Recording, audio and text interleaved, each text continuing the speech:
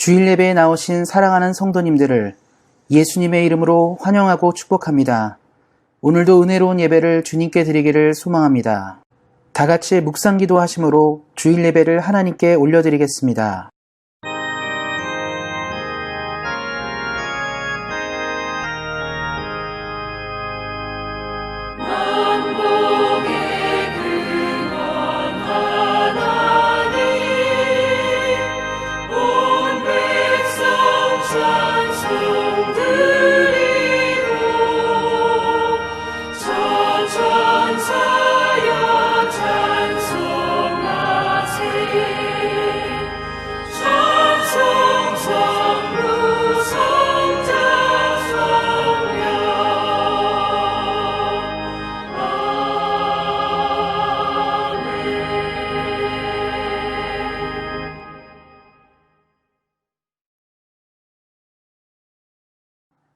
다 같이 사도신경 하심으로 신앙 고백 하나님께 올려드리겠습니다. 전능하사 천지를 만드신 하나님 아버지를 내가 믿사오며 그 외아들 우리 주 예수 그리스도를 믿사오니 이는 성령으로 잉태하사 동정녀 마리아에게 나시고 본디오 빌라도에게 고난을 받으사 십자가에 못 박혀 죽으시고 장사한 지 사흘 만에 죽은 자 가운데서 다시 살아나시며 하늘에 오르사 전능하신 하나님 우편에 앉아 계시다가 저리로서 산 자와 죽은 자를 심판하러 오시리라. 성령을 믿사오며 거룩한 공회와 성도가 서로 교통하는 것과 죄를 사하여 주시는 것과 몸이 다시 사는 것과 영원히 사는 것을 믿사옵나이다. 아멘. 다 같이 성시교독 하시겠습니다. 교동문 52번, 시편 119편입니다.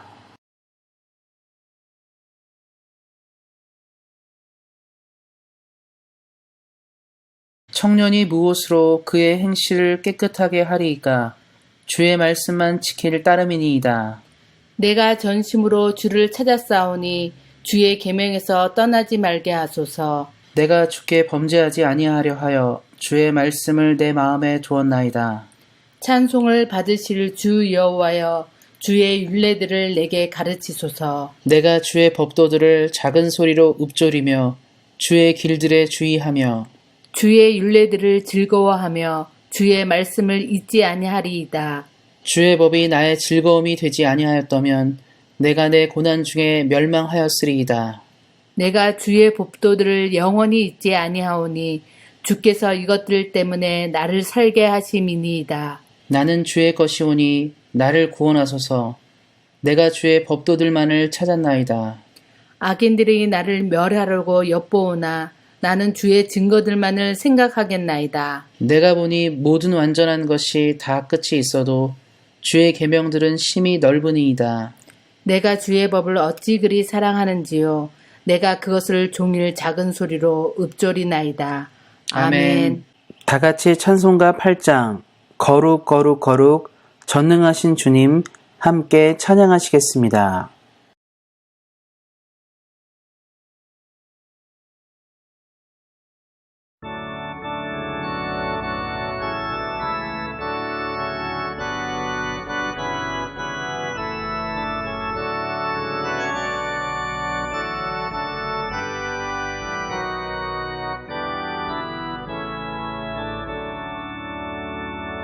거룩 거룩 거룩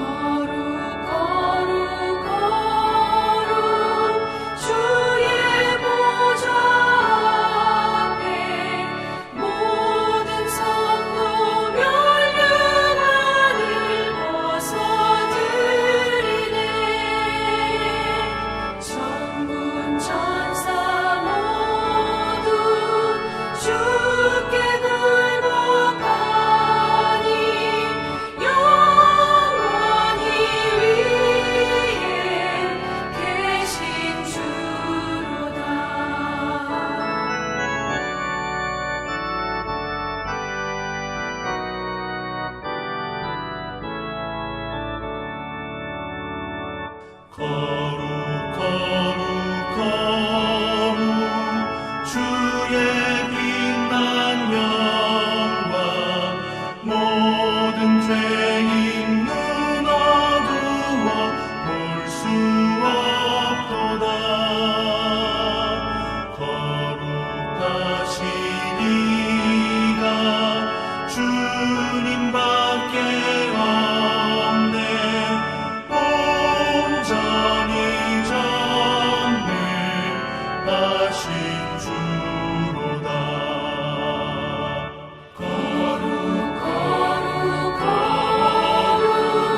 전능하신 주님 천지 만물 모두 주를 찬송합니다.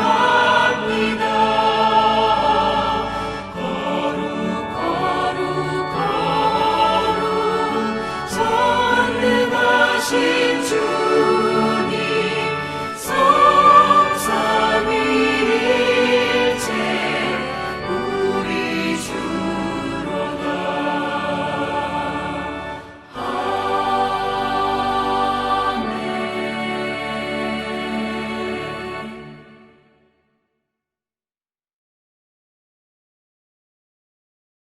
예배를 위해서 기도하시겠습니다. 하나님 감사합니다. 우리에게 은혜를 허락하시고 귀한 예배를 허락하신 하나님께 감사를 드립니다. 날마다 하나님을 기억하는 우리들의 삶이 되게 하시고 예배를 드릴 때마다 신령과 진정의 마음으로 예배드리는 우리 모두 될 수 있도록 함께 하시기를 기도합니다. 이 땅을 살아가며 많은 죄악을 지으며 살아갑니다. 하나님의 뜻보다는 내 뜻을 사랑하며 살아갈 때가 많이 있습니다. 하나님 우리를 불쌍히 여겨주시고 그때마다 기억하여 주셔서 예수 그리스도의 정결한 은혜, 정결한 보혈로 회복되는 역사가 있게 하여 주시고 회개하는 심령마다 깨끗하게 되는 역사 있도록 함께 하시기를 기도합니다. 하나님이 이 땅을 살아갈 때 하나님의 은혜가 필요합니다. 주로부터 오는 은혜가 필요합니다. 일용할 양식들이 주로부터 필요합니다. 우리의 기도를 외면하여 주지 마시고 날마다 기도할 때마다 하나님의 아름다운 때에 열매를 맺도록 함께 하시기를 기도합니다. 하나님 이 땅을 살아갈 때 성령님 함께하여 주셔서 말씀의 은혜, 기도의 은혜, 찬양의 은혜가 있도록 함께하여 주시옵소서. 그래서 믿는 사람답게 살아가게 하시고 믿는 사람의 열정으로 이 땅을 살아가도록 함께하여 주셔서 세상 풍파에 흔들리지 않고 오직 하나님과 함께 승리하는 믿음으로 인도되게 하여 주시기를 기도합니다. 하나님 특별히 어제는 광복절이었습니다. 하나님께서 우리 한민족을 사랑하여 주셔서 귀한 광복의 은혜를 허락하신 것처럼 우리가 예수님을 통하여 빛을 만나게 하시고 죄로부터 해방되는 역사가 있도록 함께 하시기를 기도합니다. 하나님으로부터 큰 은혜를 누리는 우리 모두 되도록 함께 하시기를 기도합니다. 오늘 또 우리가 말씀을 듣습니다. 말씀을 들을 때마다 겸손한 마음으로 믿음으로 말씀을 받게 하여 주시고 들려진 말씀을 통해 하나님의 사람으로 부족함이 없도록 함께 하시기를 기도합니다. 우리에게 가장 좋은 것들을 허락하시는 하나님께 감사하며 우리 주 예수 그리스도의 이름으로 기도하였습니다. 아멘. 같이 읽을 하나님의 말씀은 신약성경 1페이지 마태복음 1장 21절 말씀입니다. 신약성경 1페이지 마태복음 1장 21절 말씀입니다.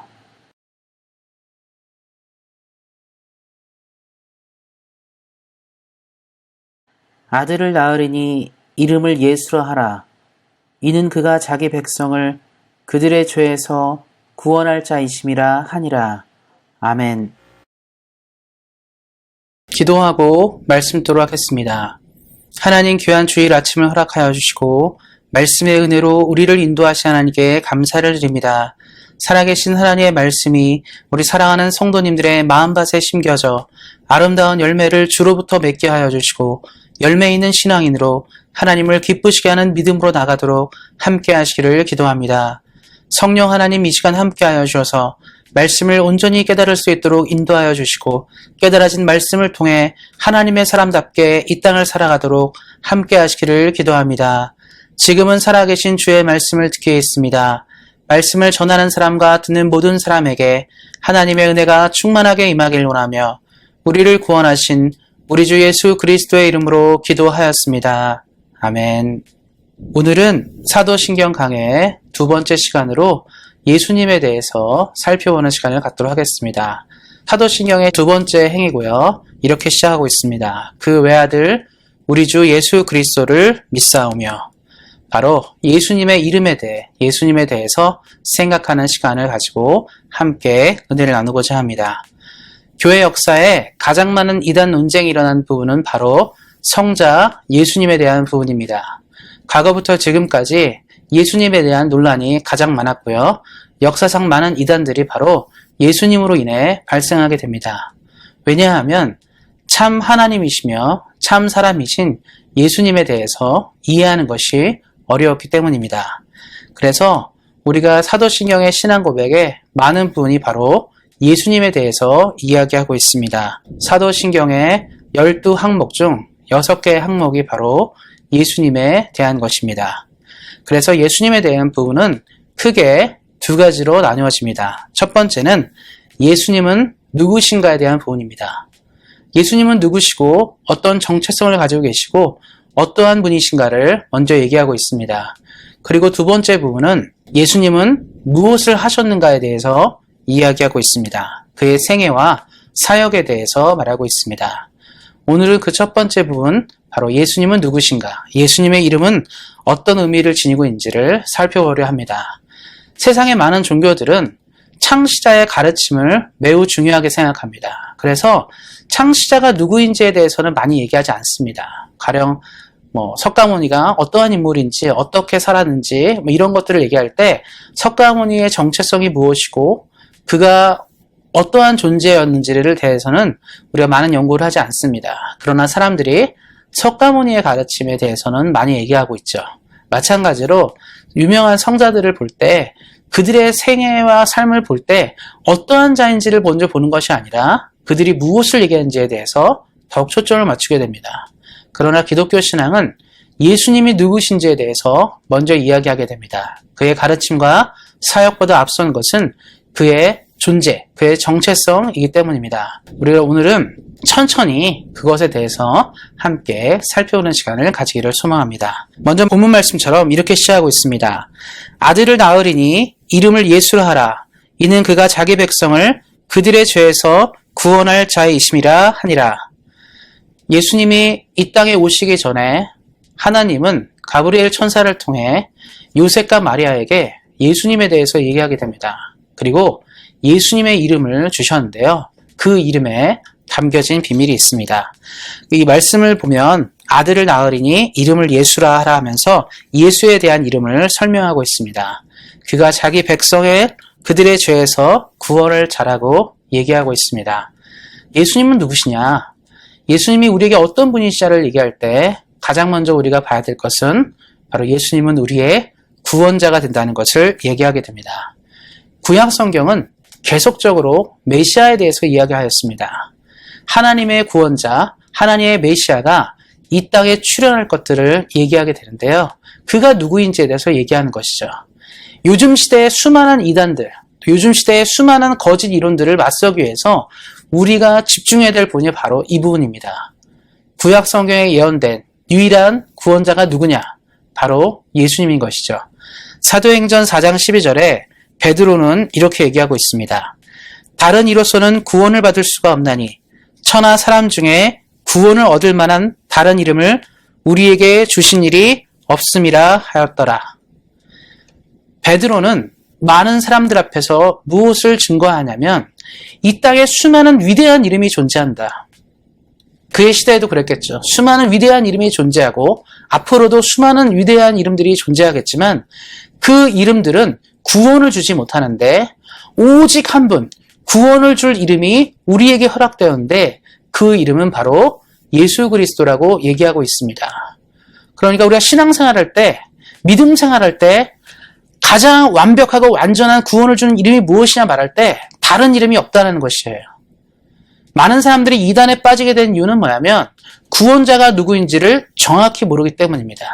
그러다 보니까 어떤 단체에서 잘해주고 사랑을 나눠주고 또 그 말이 맞는 것 같아요. 성경을 읽다 보니까 그들의 해석대로 읽다 보니까 구원자가 거기 있는 것 같습니다. 그럴 때 우리가 기억하셔야 돼요. 베드로의 이 외침을 기억하셔야 합니다. 다른 이름으로는 구원을 얻을 수가 없나니. 천하의 어떠한 이름도 예수를 대체할 수 없고 대신할 수 없다라고 성경은 말하고 있습니다.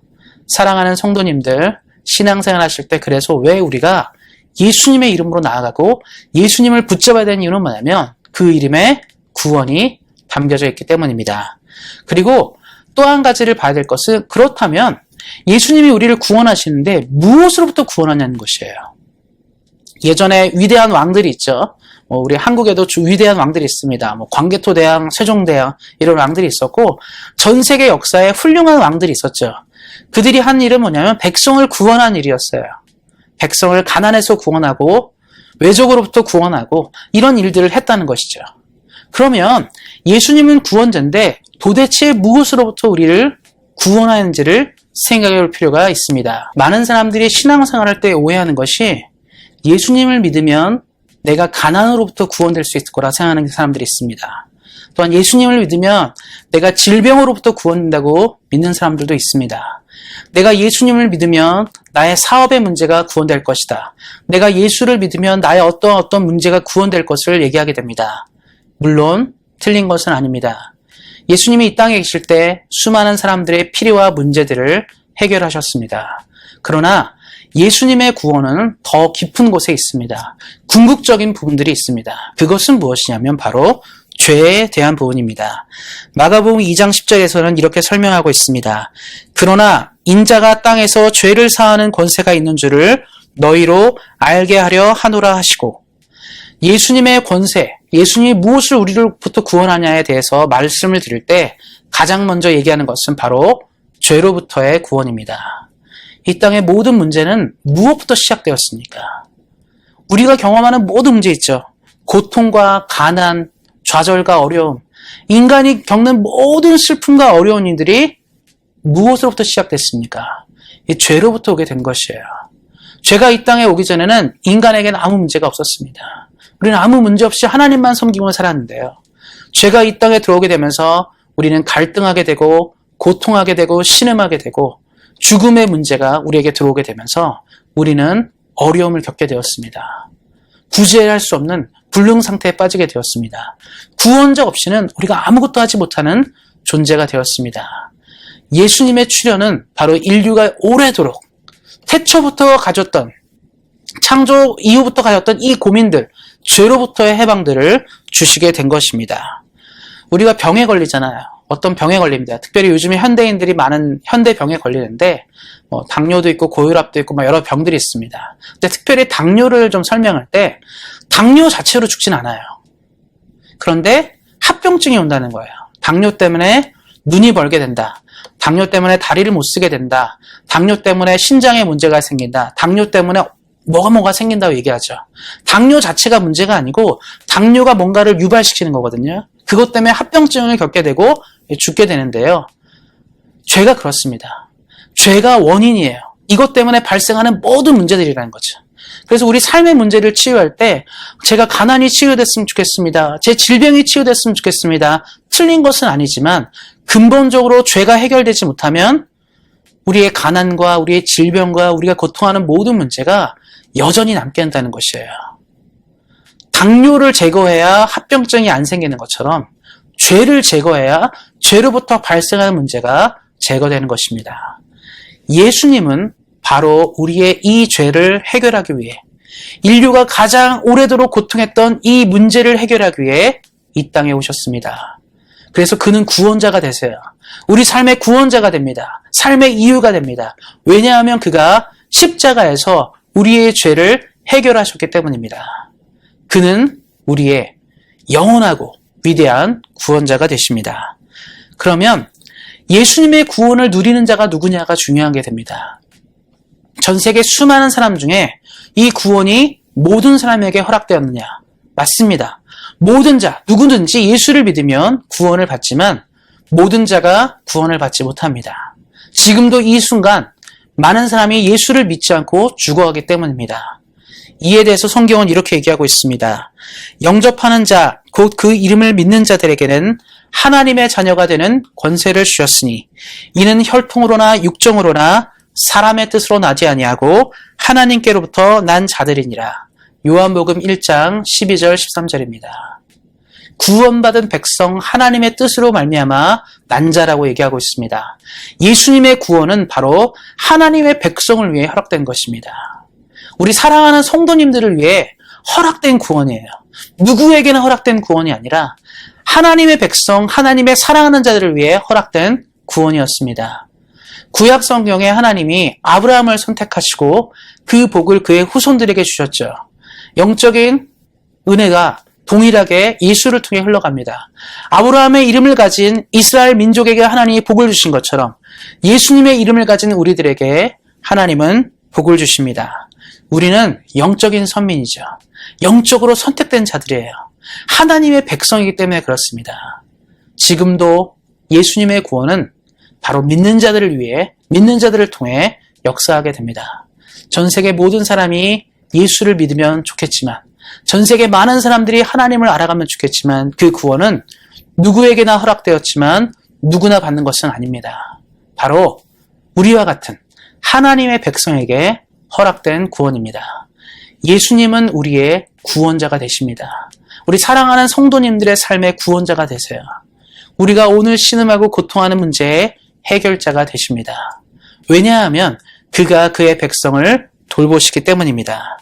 그래서 예수님을 믿는 사람이 사도신경을 고백할 때 예수님은 나의 구원자인 것을 기억하셔야 합니다. 그 외아들 우리 주 예수 그리스도, 예수, 나를 구원하실 분, 나에게 구원을 베푸시고 나를 죄에서 해방하실 분 예수님을 생각하시므로 신앙생활에서 하나님의 큰 은혜를 누리시는 우리 사랑하는 모든 성도님들 되시도록 예수님의 이름으로 축원드립니다. 그리고 그 다음에 살펴볼 내용은 바로 그리스도입니다. 그 외아들 우리 주 예수 그리스도, 그리스도에 대한 부분인데요. 많은 분들이 오해가 있습니다. 예수님의 이름이 뭐냐라고 얘기할 때 우리처럼 성이 있고 이름이 있다고 생각하죠. 그래서 예수 그리스도에서 그리스도는 성이 아닌가 생각하게 됩니다. 근데 이 그리스도는 성이 아니죠. 예수 그리스도, 예수는 메시아다는 뜻이에요. 그리스도라는 데는 의미가 있습니다. 그럼 그리스도가 도대체 뭐냐? 구약 성경에는 세 가지 직분의 기름 부음이 있습니다. 이 그리스도는 그래서 기름 부음을 받은 사람들을 의미하게 되는데요. 그 세 가지 직분이 무엇이냐면 성경에는 기름 부음 받은 자의 직분을 처음 얘기할 때 선지자가 등장하게 됩니다. 그리고 두 번째는 제사장이고요. 세 번째는 왕입니다. 그럼 예수님이 그리스도라고 말할 때는 그 그리스도에는 선지자, 제사장, 왕의 의미가 담겨져 있습니다. 선지자는 누구입니까? 성경에서 우리 많은 선지자들 있죠. 사무엘도 나오고 엘리야도 나오고 엘리사도 나오고 이사야, 예레미야 유명한 선지자들이 성경에 나오게 되는데요. 선지자는 하나님의 말씀을 전하는 사람이에요. 그러니까 우리 보통 사람들이 하나님 말씀 뜻을 모릅니다. 보통 백성들이 주의 뜻을 모를 때 선지자가 등장해서 하나님의 말씀을 선포하는 것이죠. 하나님의 뜻은 이러하다. 하나님의 나라는 이러하다. 하나님이 우리 각자에게 원하는 삶은 이러하다라고 외치는 사람들입니다. 예수님의 사역은 무엇입니까? 이 땅에 오셔서 우리에게 하나님의 뜻을 보여주셨어요. 하나님의 나라를 말씀하셨습니다. 예수님이 선포하지 않습니까? 회개하라, 천국에 가까우니라. 주의 나라가 임박했다. 하나님의 구원이 임박했다. 회개하고 죄사함을 받으라라는 메시지가 선포되었죠. 예수님의 가장 중요한 사역 중에 하나는 바로 하나님의 뜻을 전달하는 것이었습니다. 하나님의 영광을 드러내는 삶이 예수님의 삶의 목적이었고 이유였습니다. 그는 왜 십자가를 지셨으며 왜 이 땅에 여러 고난들을 당하시며 오셨습니까? 바로 하나님의 뜻을 우리에게 전하기 위해 오신 분이십니다. 그래서 예수님은 그래서 선지자로서의 사명을 가지고 계신 분이셨습니다. 또 우리가 두 번째로 볼 것은 예수님이 제사장이라는 사실이에요. 제사장은 누구입니까? 우리의 죄를 가지고 하나님께 예배를 대신 드렸던 사람들이에요. 구약 성경을 보면 제사장들의 이야기가 나옵니다.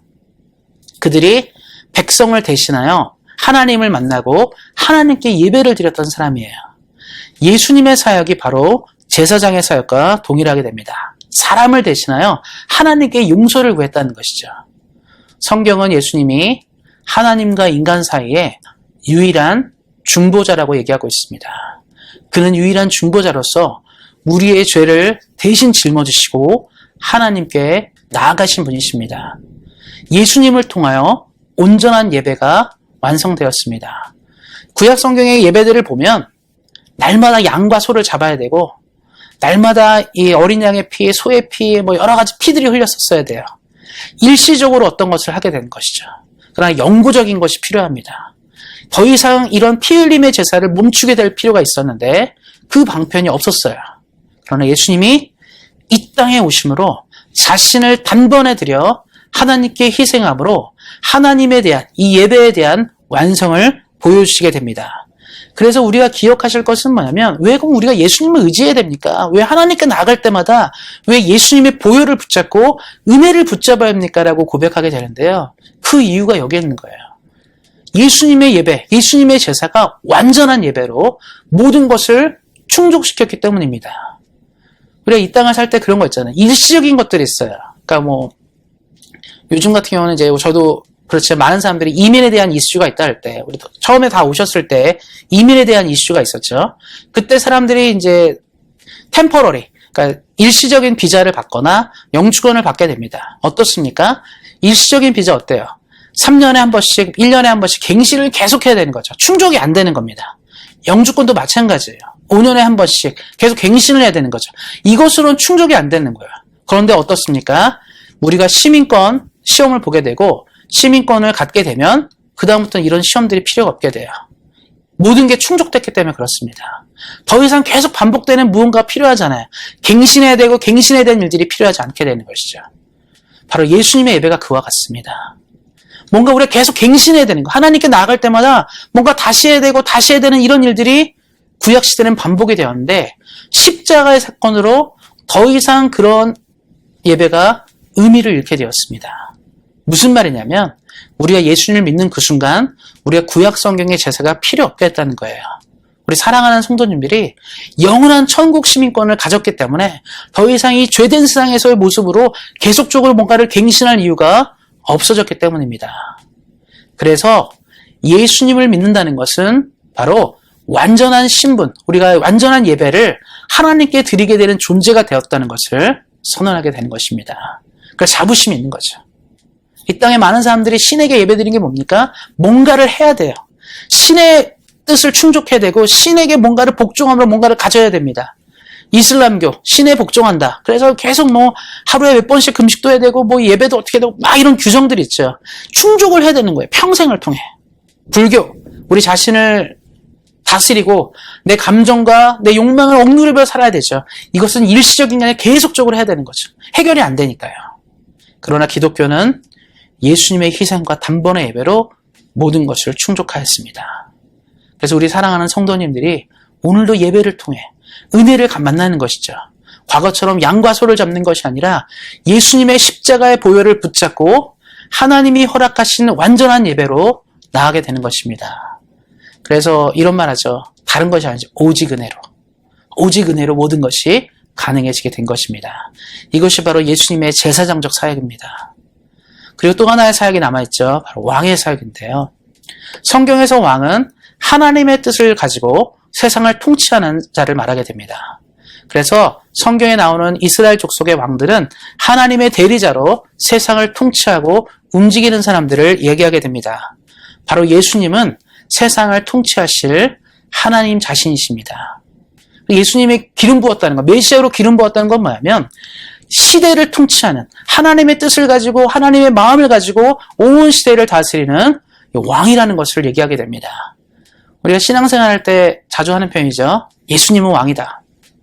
예수님은 우리의 왕이시고 우리의 주가 된다. 이런 고백하잖아요. 특별히 왕이라는 표현을 굉장히 많이 쓰는데 그 이야기는 뭐냐면 예수님이 우리의 통치자라는 뜻이에요. 삶의 이유가 된다. 우리의 전 삶의 모든 영역에 왕이 된다는 것이죠. 그러면 이것이 어떤 의미를 짓냐면 시대마다 지금은 왕이 존재하지 않지만 물론 왕이 있는 나라들이 있지만 예전 같은 힘은 아니죠. 왕이 통치한다고 말할 때 그 나라의 모든 영역은 그 왕이 다스리는 거예요. 다른 나라가 침범하거나 공격할 수 없는 것이죠. 우리가 지금 예수님을 믿음으로 하나님 나라 왕국에 들어와 있습니다. 예수님의 보호를 받는 것이죠. 예수님의 통치를 받는 것입니다. 다른 말로 하면 우리는 룰이 다르다는 거예요. 세상 사람들은 세상 사람 사는 방식이 있어요. 적당히 살아야 된다. 적당히 이렇게 맞추고 가고 적당히 좀 속이기도 하고 적당히 먹기도 하고 이렇게 살자는 주의가 있죠. 적당히 사는 것. 자신의 방식대로 자신의 모습대로 살아가는 것이 세상의 방식인데 하나님의 나라 방식은 예수님의 뜻대로 하나님 뜻대로 가는 거예요. 그래서 우리는 최대한이 아니죠. 모든 삶에 정직하려 합니다. 올바르게 살려고 애를 쓰는 것이죠. 또 그리고 우리는 예수님이 말씀하신 것처럼 누군가를 품으며 살려고 합니다. 미워하지 않는 거죠. 이해하려고 사랑하려 사는 것이죠. 또 그렇습니다. 우리는 예수님을 믿는 사람으로 이 땅을 살아갈 때 하나님의 법칙과 방법대로 살아가는 것이죠. 미련해 보일지라도. 왜 그렇습니까? 예수님이 우리 삶의 왕이 되시기 때문입니다. 그래서 예수님이 그리스도다. 그리스도라는 말은 이것이 담겨져 있는 거예요. 예수님은 하나님의 말씀을 전하는 선지자. 예수님은 우리의 죄를 대신하여 예배를 드려주는 이 제사장. 그리고 예수님은 우리의 통치자인 왕이다. 여기에 담겨져 있는 것입니다. 그래서 우리가 예수 그리스도 말할 때는 예수님은 왕이시고 제사장이고 선지자임을 우리가 아는 것이죠. 단지 그냥 예수 그리스도 이름으로만 아는 게 아니라 이 그리스도에는 그런 의미들이 담겨져 있습니다. 그런데 이제 문제는 뭐냐면 예수님 당시에 이 그리스도에 대한 잘못된 이해들이 있었어요. 이것은 지금 시대도 동일한데 예수님 당시에 많은 사람들이 그리스도에 대해서 오해한 게 뭐냐면 마지막 부분, 왕에만 초점을 맞춘 거예요. 정치적인 메시아, 정치적인 왕을 생각했습니다. 그래서 유대인들의 가장 큰 염원은 다윗이 다시 오는 것이었어요. 다윗처럼 칼 차고 창 가지고 방패 두르고 전쟁에 나가서 백성을 구원할 왕을 기대했습니다. 그들이 꿈꾼 것은 바로 이 정치적인 메시아, 정치적인 왕들을 기대하였습니다. 다윗 시대의 영화가, 다윗 시대의 영광이 다시 재현되기를 원했어요. 그래서 압제와 고통으로부터 우리를 해방할 바로 이 정치적인 왕을 기대했다는 것이죠. 그러나 우리가 앞서 언급한 것처럼 예수님이 이 땅에 오신 것은 인간을 오래도록 괴롭혔던 죄의 문제로부터 해방이었습니다. 죄의 문제로부터 해방되면 인류가 갖고 있던 모든 문제가 해결되기 시작하는 거예요. 더 이상 미움과 다툼이 없으며 갈등과 고통이 없는 시대 가운데로 간다는 것이죠. 단지 지역적으로 이스라엘 민족을 위한 왕이 아니라 온 지구, 온 민족, 온 인류를 향한 왕이 필요했다는 사실입니다. 근데 유대인들이 이걸 잘못 갖고 있었죠. 그런데 지금도 마찬가지예요. 지금 시대에 많은 이단들이 잘못된 그리스도관을 갖는 경우들이 많이 있습니다. 그래서 예수님이 오시면 불바다를 만들고 너무 큰 심판을 주고 무섭고 이런 걸로만 생각하는 것이죠. 공포를 조장하는 경우들이 굉장히 많이 있습니다. 그래서 이단들이 보면 자기들만 믿어야 돼요. 신천지도 그렇고 하나님의 교도 그렇고 14만 4천 명에 들어야 된다. 이 기준을 충족한다는 거예요. 예수님에 대한 잘못된 오해죠. 그리스도관이 잘못된 겁니다. 메시아관이 잘못되다 보니까 그 안에 있는 사람들이 어떻습니까? 고통스러운 거예요. 그것을 따라가느라고. 유대인들도 그렇지 않습니까? 예수님을 받아들이면 영생과 복을 얻는 것인데 그 당시 유대인들이 받아들이지 않았어요. 예수님과 계속 투쟁하며 싸웠죠. 지금의 이단들도 마찬가지입니다. 올바른 진리 가운데 있지 않고 자꾸 투쟁하며 살아가는 것이죠. 이것들이 신앙을 붕괴시키고 무너뜨리게 되는데 그것들을 잘 모르는 경우들이 많이 있습니다. 사랑하는 성도님들은 기억하셨으면 좋겠어요. 예수님의 이 땅에 오심, 예수님이 그리스도라는 사실은 선지자, 제사장, 왕의 역할에 충실된 것이고 이것은 육적인 것이 아니라 하나님이 말하시는, 하나님이 이 땅을 향한 진정으로 원하시는 것들을 해결하기 위한 바로 그러한 부분과 연결됐다는 것을 기억하셨으면 좋겠습니다. 또 우리가 기억해야 될 것은 교회의 그리스도관이에요. 그러면 세상은 이렇다. 세상은 그리스도관이 이런데 그럼 우리는 어떠냐는 거죠. 우리는 교회의 그리스도관은 예수님이 주님을 고백해야 되는 거예요. 이 모든 것을 이루시고 이 모든 것 가운데 하나님의 나라를 이루시는 것을 기억하셔야 됩니다. 그래서 우리가 계속적으로 교회가 가르쳐야 되는 것은 선지자로서의 예수님, 하나님의 메시지가 교회에 선포돼야 돼요. 이 땅을 향해서 잘 될 거야, 괜찮습니다, 사랑합니다 이게 아니라 때로는 칼과 같은 메시지가 전해져야 돼요. 이렇게 신앙생활하면 멸망할 수 있습니다. 구약시대의 선지자들이 외쳤던 것처럼 하나님을 제대로 믿을 수 있도록 교회는 선포할 수 있어야 됩니다. 예수님이 그러셨던 것처럼 또 어떻습니까? 교회는 제사장적 사명을 감당해야 돼요. 교회만이 할 수 있는 일들을 보여준다는 거예요. 자꾸 교회가 끌려다니면 안 됩니다. 교회가 잘 되기 위해서 우리도 사회복지에 뭔가 투자해야 되지 않냐, 우리도 뭔가 문화센터도 해야 되지 않냐, 다 좋습니다. 그런데 교회가 먼저 될 것은 이 교회 안에 예수님의 예배가 있어야 되고, 예수님을 향한 예배, 하나님을 향한 예배, 이것이 먼저 회복돼야 됩니다.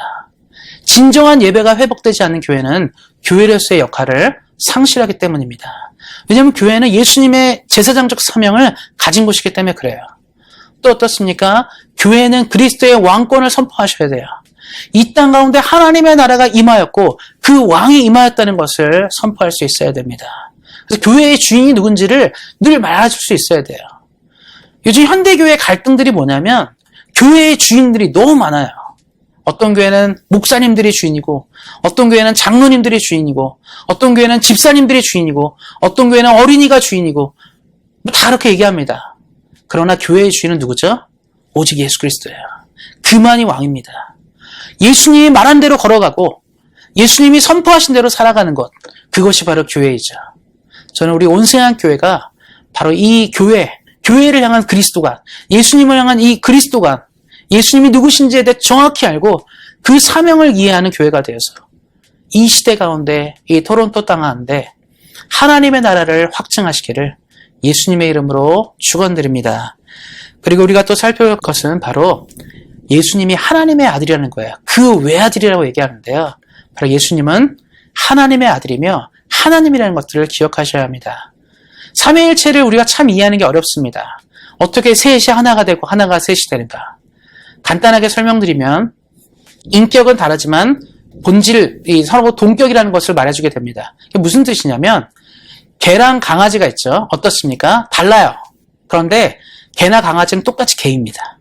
우리 개로 분류해요. 어린 개든지 나이 먹은 개든지 개예요. 강아지나 개는 똑같이 개죠. 소와 송아지는 똑같이 소입니다. 소로서의 특성이 있어요. 개로서의 특성이 있고. 사람은 어떻습니까? 우리 사랑하는 성도님과 저는 사람이에요. 다르죠. 인격이 다르고 생각이 다르지만 우리는 뭐가 똑같죠? 눈이 두 개고 코가 하나고 입이 하나고 듣는 것이 똑같고 사람으로 똑같아요. 우리를 얘기할 때 사람으로 분류합니다. 우리 서로 다른 인격이죠. 근데 사람이라고 얘기를 해요. 그래서 우리를 치료하는 방식은 사람의 방식대로 치료하고 사람으로 대하게 됩니다. 마찬가지로 예수님과 하나님은 다른 인격을 가지고 계시지만 하나님으로서 같다는 뜻이에요. 그 외아들이라고 말하는 것은 예수님은 하나님이시다. 그는 하나님이라고 성경이 말하고 있는 것이죠. 삼위일체를 부정하는 교회는 진정한 교회가 아닙니다. 삼위일체를 부정하는 신앙은 진정한 신앙이 아닙니다. 올바른 기독교 신앙은 삼위일체를 선포하고 믿음으로 시작됩니다. 그것들을 기억하시고 우리 사랑하는 성도님들의 삶 가운데 삼위일체를 늘 붙잡으시고 선포하고 받아들이시는 믿음이 있으시기를 예수님의 이름으로 축원드립니다. 그리고 마지막으로 살펴볼 것들은 무엇이냐면 바로 우리 주 예수 그리스도, 우리 주님인데요. 이 당시 예수님을 믿는 사람들이 가장 중요하게 붙잡았던 것은 바로 이것입니다. 예수님은 그럼 누구시냐?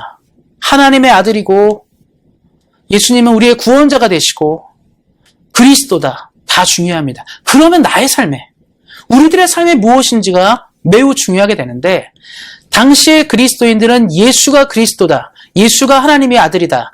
예수님이 우리의 구원자다. 이것을 받아들인 동시에 그는 우리의 주가 된다고 얘기했어요. 성경이 말하고 선포하고 말하는 그 예수님이 오늘 나의 삶의 모든 영역의 주가 된다는 선포를 했다는 뜻입니다. 이것은 나의 모든 영역에 그가 주라는 뜻이에요. 내 생명의 주가 누구입니까? 예수 그리스도입니다.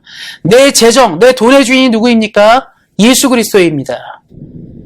내가 가진 지혜와 지성의 주인이 누구입니까? 바로 예수 그리스도입니다. 내 재능과 내 건강과 내 시간의 주인이 누구입니까? 예수 그리스도입니다.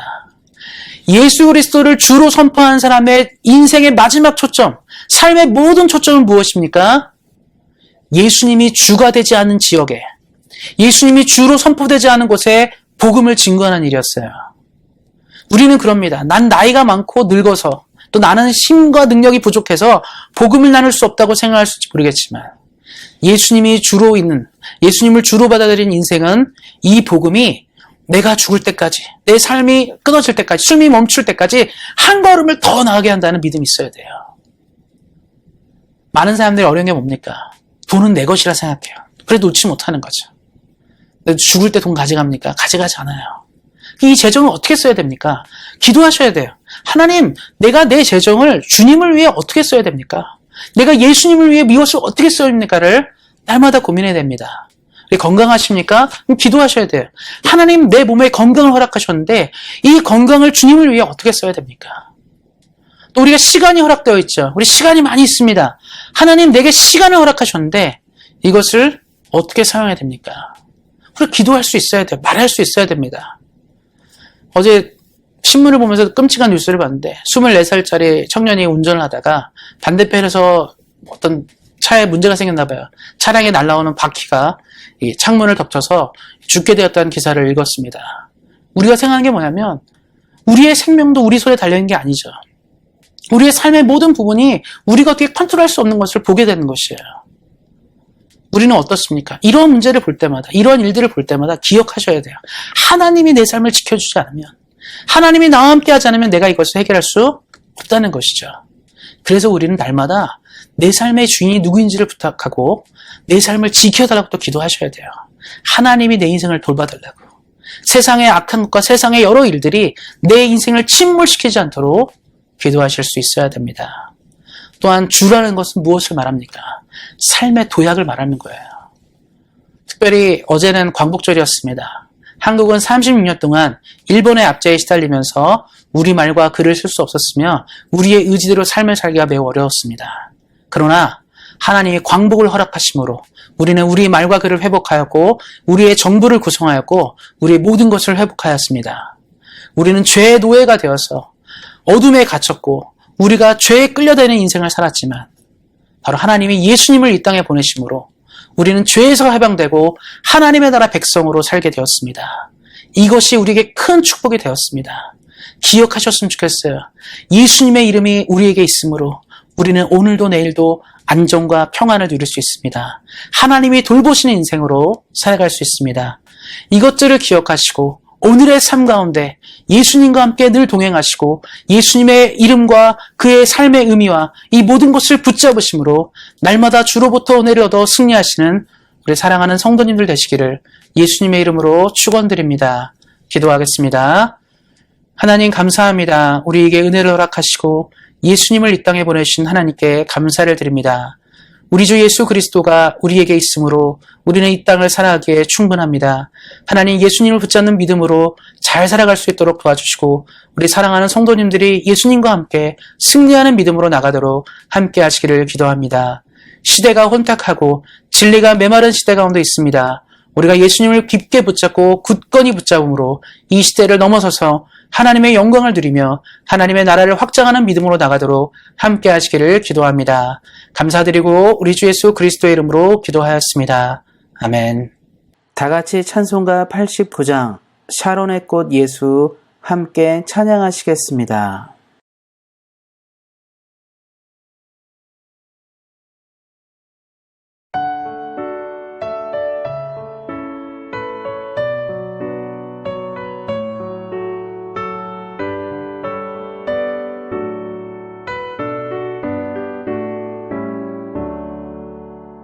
샤론의 꽃 예수 나의 마음에 걸어오시네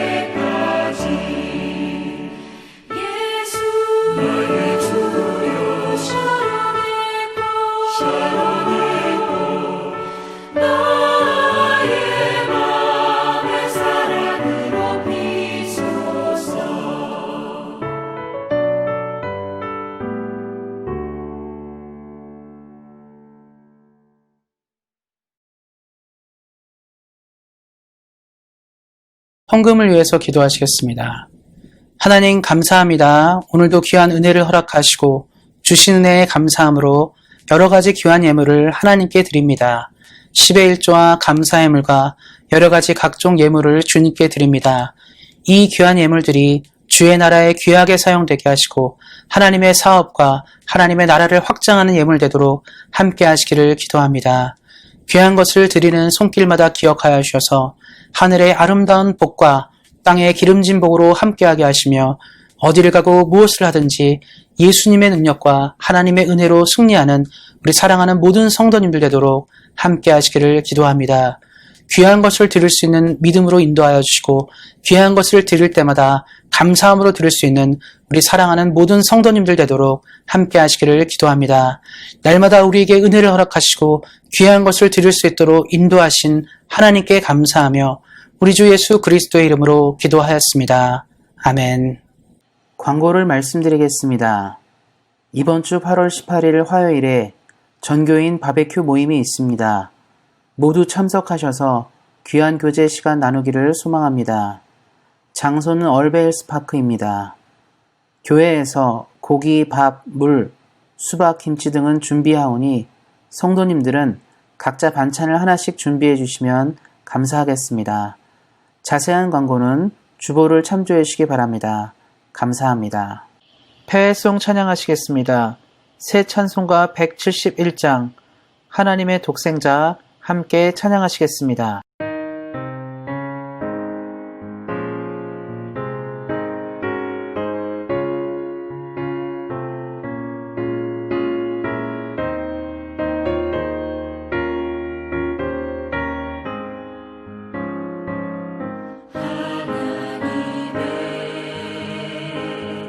독생자 예수 날 위하여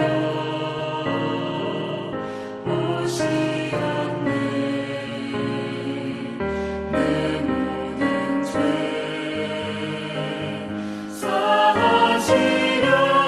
사하시려고 십자가 지셨으나 다시 사셨네. 살아계신 주 나의 참된 소망 두려움이 사라지네. 사랑의 주님 갈 길 인도하니 내 모든 삶의 기쁨을 충만하네. 축도로 예배를 마치도록 하겠습니다.